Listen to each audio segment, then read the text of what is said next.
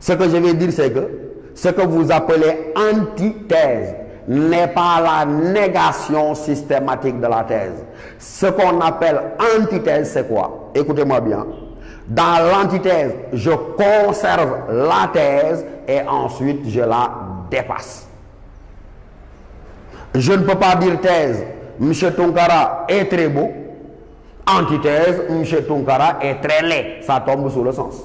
Donc, quand j'ai dit, on conserve ce qu'on avait dit et on le dépasse, après avoir dit thèse, M. Tounkara est très beau, antithèse, vous dites, même s'il est très beau, il aurait pu être plus beau s'il était tel, s'il était tel. Vous avez conservé qu'il était toujours très beau, mais que vous l'avez dépassé. Ce qui est rigoureusement inadmissible, c'est ce que j'ai dit, que vous puissiez dire dans la deuxième partie ou la tête adverse que M. Tounkara, après avoir dit qu'il est très beau, que M. Tounkara est très laid.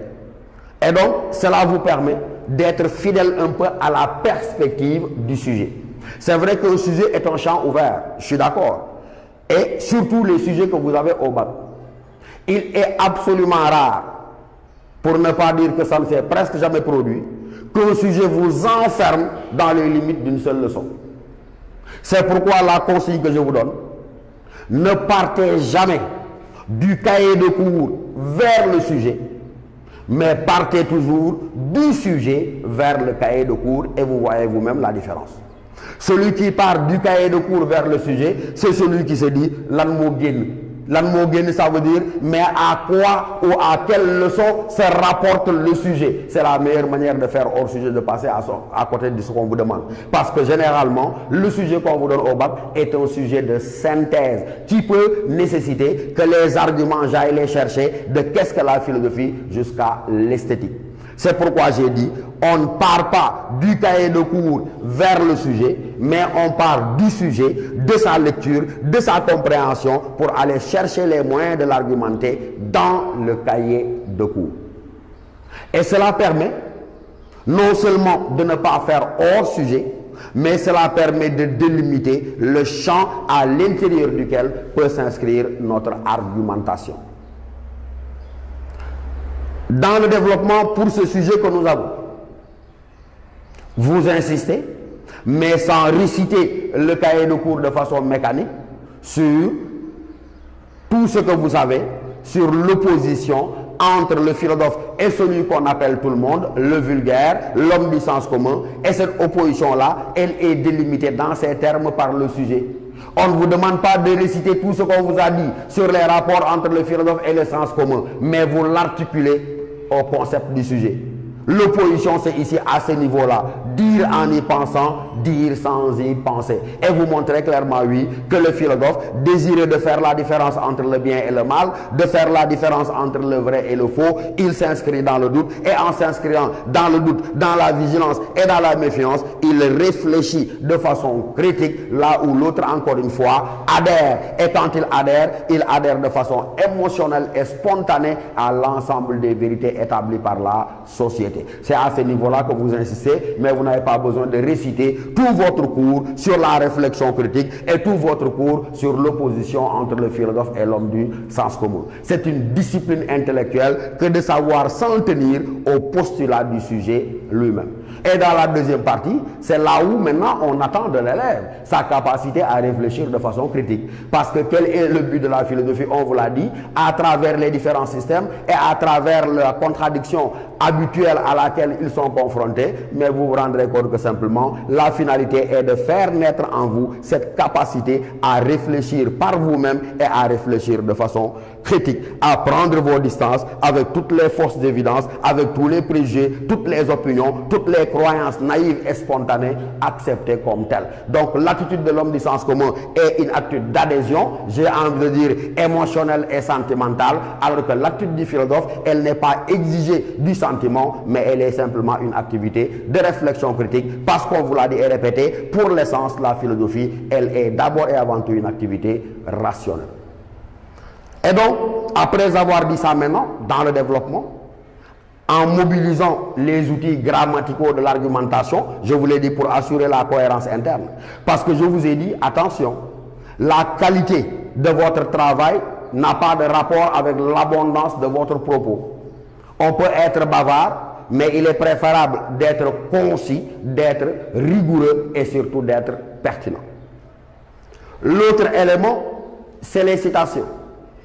On en voit très fréquemment se promener avec un petit cahier rempli de citations, s'imaginant qu'il s'agirait de les apprendre par cœur et de les convoquer à tort et à travers pour donner l'impression d'avoir une bonne culture philosophique que non. Il faut faire une utilisation intelligente de ce que vous appelez les citations.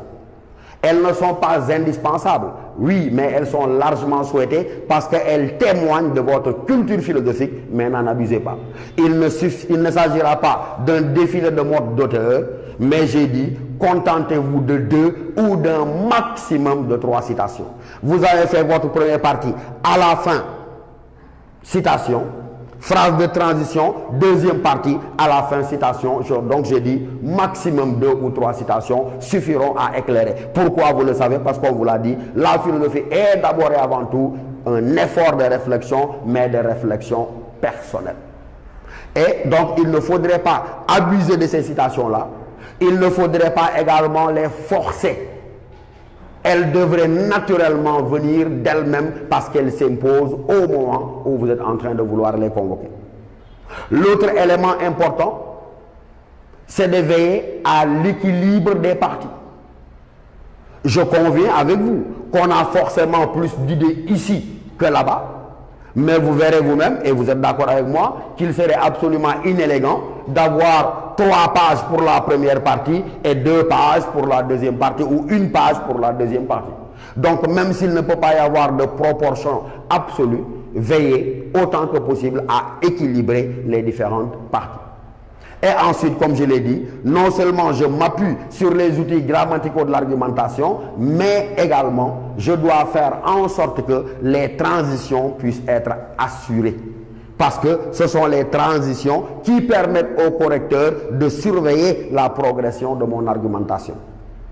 Lorsque une copie est bien présentée, le correcteur qui a 400 ou 500 copies, il ne se fatigue pas parce qu'il surveille les phrases de transition et ça lui permet de voir la progression de votre propre raisonnement. Vous pouvez déjà faire une synthèse partielle à la fin du développement. Mais n'oubliez pas que dans la conclusion maintenant, qui est la dernière étape, vous allez avoir 3 parties fondamentales dans la conclusion. La première partie, c'est le résumé, le bilan ou la synthèse des différentes articulations de développement. Et la deuxième partie obligatoire, c'est le moment par lequel vous prenez position. Ça veut dire quoi? Que vous répondez à la question posée par le sujet. Parce que dans tous les cas, on vous a dit qu'en pensez-vous, ou bien on vous a posé une question directe. Je ne réponds ni dans l'introduction, je ne trahis pas de réponse non plus dans le développement, mais ce n'est qu'au niveau de la conclusion que je prends position. La troisième chose que vous avez apprise depuis très longtemps, elle est facultative, c'est le fait d'ouvrir le sujet à 2 autres perspectives. Mais retenez-le, 2 étapes contraignantes dans la conclusion. D'abord, la synthèse, le bilan des différentes articulations de développement et ensuite la prise de position en évitant bien sûr la première personne du singulier. Ne dites pas moi je pense, mais dites de notre point de vue, à notre avis et donnez votre position donc par rapport à la question. Voilà donc les exigences minimales auxquelles vous devez être astreint lorsqu'il s'agit du travail de dissertation philosophique. Je crois que vous avez retenu l'essentiel de mon propos, à savoir que accorder une place extrêmement importante à la lecture, à la relecture et à la compréhension du sujet.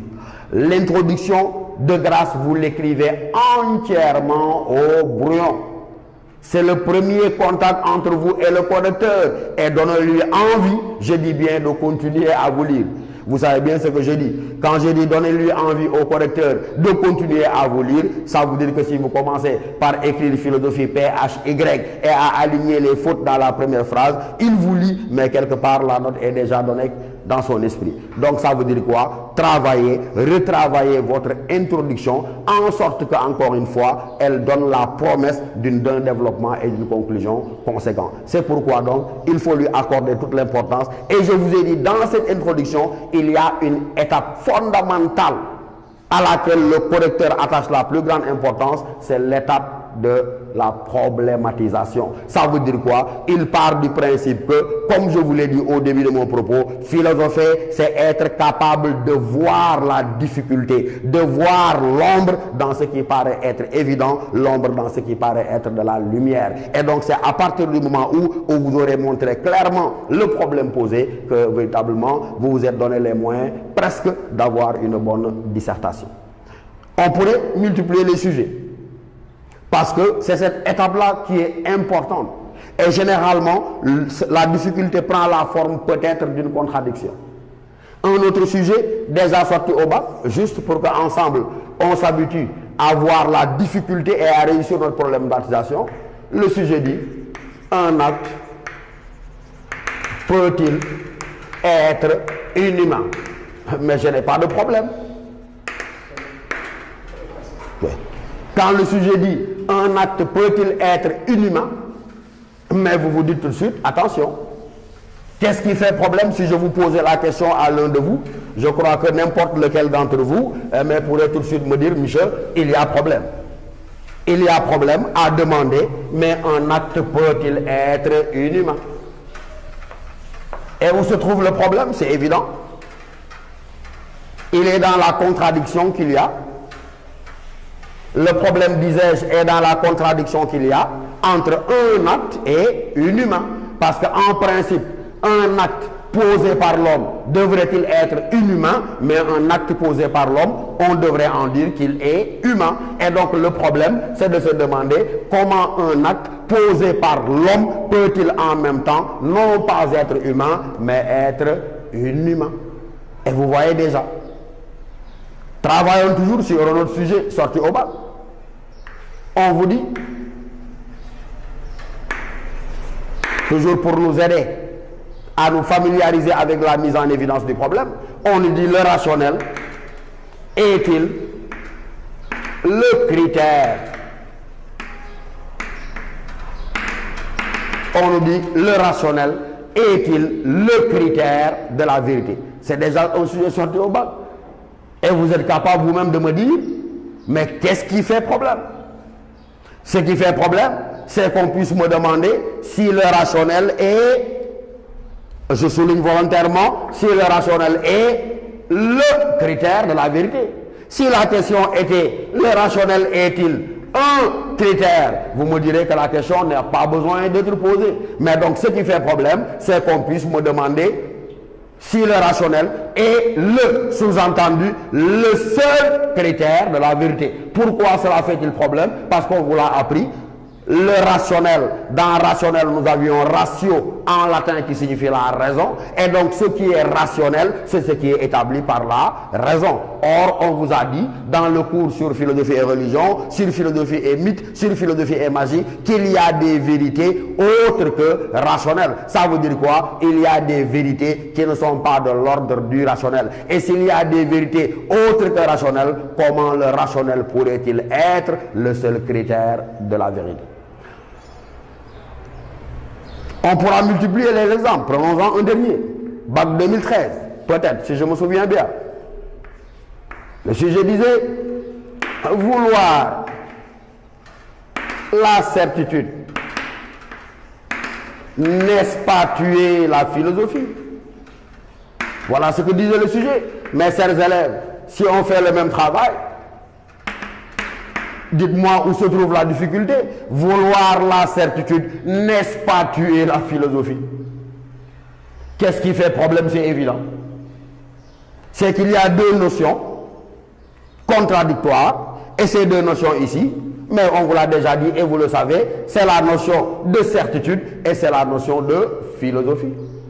On vous a tous répété à s'inquiéter ce mot de Bertrand Russell, vous vous en souvenez? La valeur de la philosophie, disait Bertrand Russell, doit surtout résider dans son caractère incertain. Et si la philosophie donc baigne dans une incertitude permanente du fait de l'impossibilité pour elle d'apporter des réponses définitives à ces questions-là, tout le monde sait donc que le jour où la philosophie se fera certitude, elle cessera d'être philosophie. Donc la difficulté, comment demander si la certitude ne tuerait pas la philosophie, si on sait que par essence et par définition, la philosophie, elle se veut incertaine parce que n'admettant jamais de réponse définitive. Et vous avez donc vu un peu, à travers ces 2, 3 ou 4 exemples, nous avons tenté de vous donner les clés de résoudre la principale étape, la plus difficile de l'introduction. Ça veut dire apercevoir la difficulté et poser clairement le problème. Je répète, là vous direz, si il y a des vérités qui ne sont pas découvertes par la raison, comment le rationnel à lui seul pourrait-il être le critère de la vérité? Le sujet qui disait un acte peut-il être inhumain, vous dites la même chose. Si, comment un acte posé par l'homme releverait-il non pas de l'humain, mais de l'inhumain, etc., etc. Et quand vous serez habitué à vous répéter et à vous exercer autour de cela, vous serez parfaitement apte à apercevoir la difficulté et à vous donner les moyens d'avoir une très bonne dissertation. Parce que contrairement à beaucoup de préjugés, la dissertation n'est pas une épreuve impossible.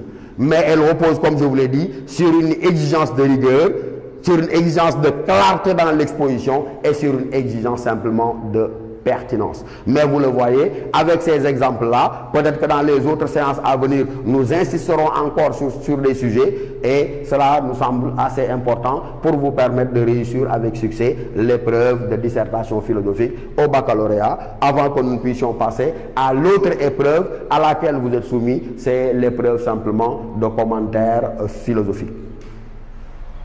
Excellent.